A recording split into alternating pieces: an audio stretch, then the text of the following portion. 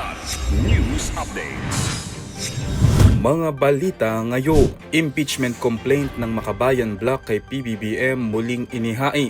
Tinanggap na ng Kamara. 15 survivors at 2 bangkay sa lumubog na MV Devon Bay dumating na sa Maynila. 3.5 million pesos na halaga ng hinihinalang shabu kinumpiska sa isang construction worker sa Molo, Iloilo.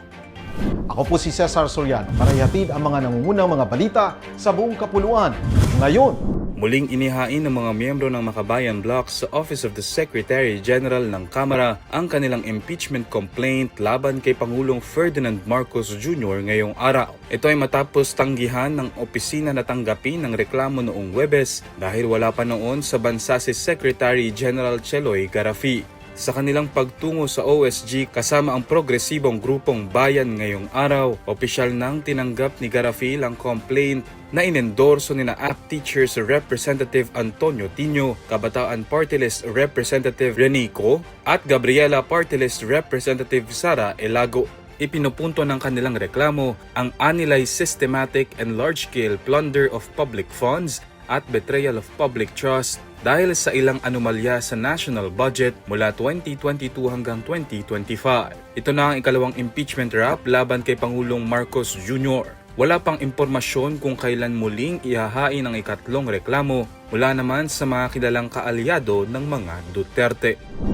Dumating na sa Maynila ang 15 Pilipinong survivor at ang mga bangkay ng 2 nasawing crew members ng MV Devon Bay matapos silang i-turnover ng Chinese Coast Guard o CCG sa Philippine Coast Guard o PCG kahapo.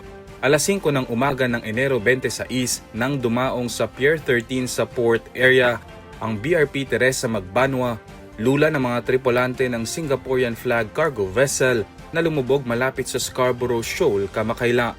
Agad na isinailalim sa paunang medical check-up ang mga survivor, saka dinala sa kanilang pansamantalang tutuluyan para sa karagdagang medical evaluation.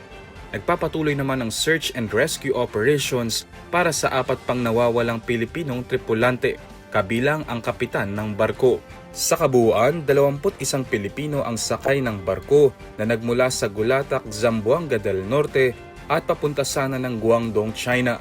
Samantala, nagpaabot ng pasasalamat ang PCG sa CCG sa ibinigay na humanitarian assistance upang masiguro ang kaligtasan ng mga biktimang tripulante sa karagatan. Dinakip ng pulisya ang isang high-value drugs suspect sa buy-bust operation noong gabi ng Enero 22 sa Barangay San Antonio, Molo District, Iloilo City. Kinilala ang suspect na si alias Dodoy, 45, isang construction worker. Nasamsam mula sa kanya ang humigit kumulang 515 na gramo ng hinihinalang shabu na nakapaloob sa iba't ibang plastic sachet na may tinatayang halagang 3.5 million pesos.